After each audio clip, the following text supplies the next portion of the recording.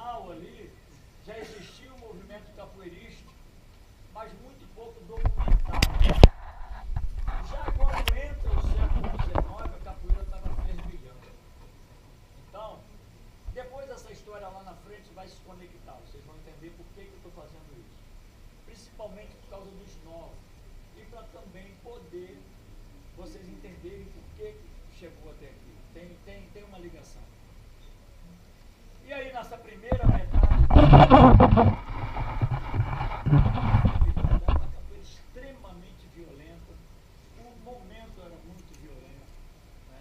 Aquela sociedade ali era muito violenta. Já na segunda metade do século XIX, pensando em tirar o capoeirista da situação, né? Não era bom para a monarquia aquele capoeirista ali formando maltas, se organizando em grupos. Eles jogam o capoeirista para a guerra do Paraguai. Tá? É uma história assim que eu vou conectar lá na frente. E aí, mas antes disso, já tinham chegado os europeus malandros aqui. Malandros sim, igual brasileiro malandro, europeus malandros também, porque Portugal já tinha anunciado lá que aqui você estava tropeçando em ouro. Se você andasse na rua, pisava em ouro. Essa notícia deu início à corrida do ouro. E aí a malandragem lá pegava, entrava no navio e vinha para cá para ficar rico. Só que não era bem isso. Na verdade, também acho que foi uma jogada para tirar os malandros de lá e jogar aqui o povo. Muito bem. E aí, quando pega o capoeirista e joga para a guerra do Paraguai, esses malandros tomam conta das maltas. Porque quando eles chegam para cá, malandro se organiza com malandro. Ele já aprende todo aquele esquema da capoeiragem. É até na história, tem historiador que já fala que tinha pessoas da monarquia lá dentro treinando capoeira. Mas esses malandros estavam ali. Quando eles tiram esses capoeiristas que comandavam, lideravam essas maltas, esses europeus caem ali. Só que na Guerra do Paraguai, que a intenção era acabar com o capoeirista, ou pelo menos eliminar boa parte, não deu muito certo. O capoeirista voltou. Ainda voltou com honra ao mérito, ganhando uma posição no exército, né? Ganhando uma medalha pelo feito. E aí, eles têm que brigar com esse europeu branco que estava na Malta, para dominar o esquema outra vez, que eles tinham perdido a liderança. Eles saíram, os caras entraram, né? Essa história, ela é muito fantasiosa também, tá? Mas embasada em pesquisas, não é uma história inventada. Mas tudo isso é para explicar para vocês. Depois disso, o Brasil, né, quando se organiza em república, a capoeira é proibida. Aí eles proíbem a capoeira.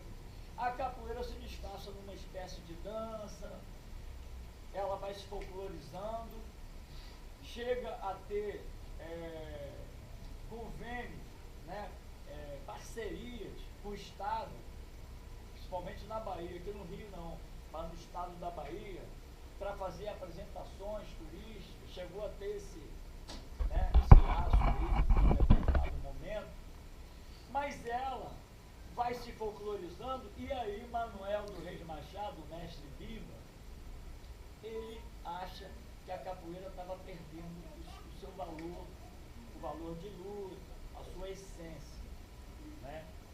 E aí ele vai para o trabalho, acabou ficando sozinho, não teve o apoio de ninguém, acabou ficando sozinho nesse trabalho da capoeira que ele veio chamar de regional.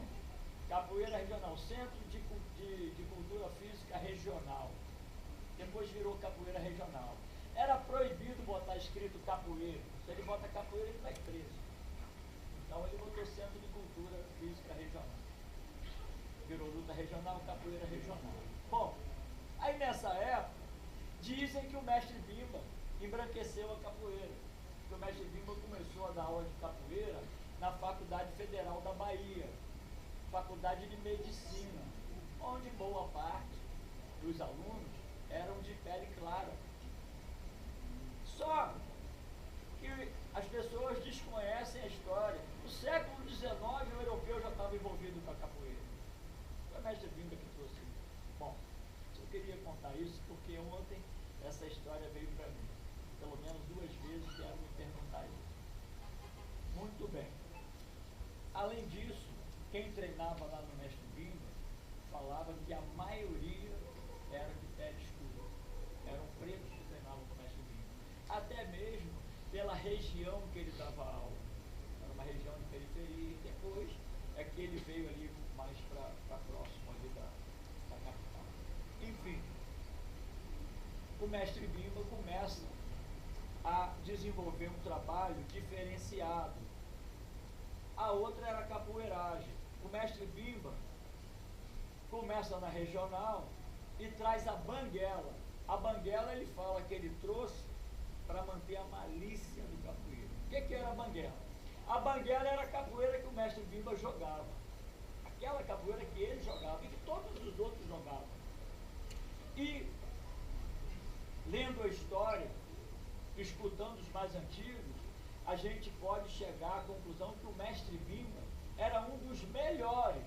Então, nessa capoeira que existia antes, ele era um dos bambas, entre outros. Totonho de Maré, dito por ele mesmo, era um bamba. Querido de Deus, amorzinho, Noronha, tudo isso era bamba. E o mestre Bimba manteve a banguela, entendendo da importância da malícia, entendendo dessa arma do capoeira, que é o movimento malicioso, a intenção maliciosa, que está ali nesse jogo da banguela. E cria o São Bento Grande, que sugere um pouco mais o combate, né? E em 1940, isso foi em 1932, ele monta a primeira academia, em 1932. Tá? Em 1940, 41, o Amorzinho entrega o berimbau para o Pastinha, porque ele falou, olha, gente, organiza a roda você agora que a gente está cansado, roda com você. Está na história também. O Pastinha pega o berimbau em 1940 e organiza essa capoeira Angola também. Bom, aqui esse discurso não é para comparar a capoeira regional com Angola. É só para a gente contar um pouco da história, como aconteceu. O mestre Bimba tocava aqueles toques que existiam na capoeiragem. E aí, ele foi entendendo que muitos não funcionavam, que muitos toques daqueles não funcionavam para capoeira. Eles não funcionavam, alguns toques, para a capoeira que ele estava criando. Ele falava que o toque da capoeira Angola, esse que depois veio para a capoeira Angola, o toque principal, ele jogava o capoeirista para trás. E ele queria um toque, tom, tim, tom, que jogasse o capoeirista para frente. Isso na visão dele. E ele começa a aperfeiçoar. Na década de 50 a gente vê ele nessa transição. Na década de 50 do século passado ele estava aperfeiçoando um toque. Quando ele grava o disco dele em 63, né? Foi em 63? 62, ele já estava muito aperfeiçoado. O disco dele a gente escuta até hoje, que é o nosso norte, né? Então ele já tinha criado os toques. Bom, mantendo toda a tradição da capoeira regional. E aí, a gente acompanhando a carreira do mestre Bimba, a gente vê que ele evoluiu a cada 10 anos. A cada 10 anos o mestre Bimba foi evoluindo. Em 1974, quando o mestre Bimba morreu, partiu para melhor, ele deixa, no nosso entendimento, um livro aberto. Eu, quando entrei para aprender capoeira com um aluno dele, foi nessa época. E o Camisinha, hoje o mestre Camisa, ele sempre falava, não, o mestre Bimba evoluiu e o livro está aberto, a gente tem que continuar avançando. Então a ideia já foi essa lá de trás, não é ideia minha. Essa ideia eu trago do meu mestre. E a gente começou a pegar toda a base da capoeira regional e avançar. Eu potencializei não, eu peguei isso de forma mais intensa na fundação do Grupo Capoeira Brasil. Porque antes a gente fazia parte do Grupo Senzala. E no Grupo Senzala era mesclado. Né? Então, quando a gente fundou o Capoeira Brasil, aí a gente organizou dessa forma. Eu, Paulão e o Boneco decidimos que era mais adequado tocar os toques da capoeira regional para jogar a capoeira que a gente estava jogando. Né? Bom, e aí a capoeira do mestre Bimba, a charanga, é um berimbau e 2 pandeiros. Também não foi o mestre Bimba que criou isso. Era a bateria, vamos falar agora na expressão capoeira Angola, que se conhecia na época.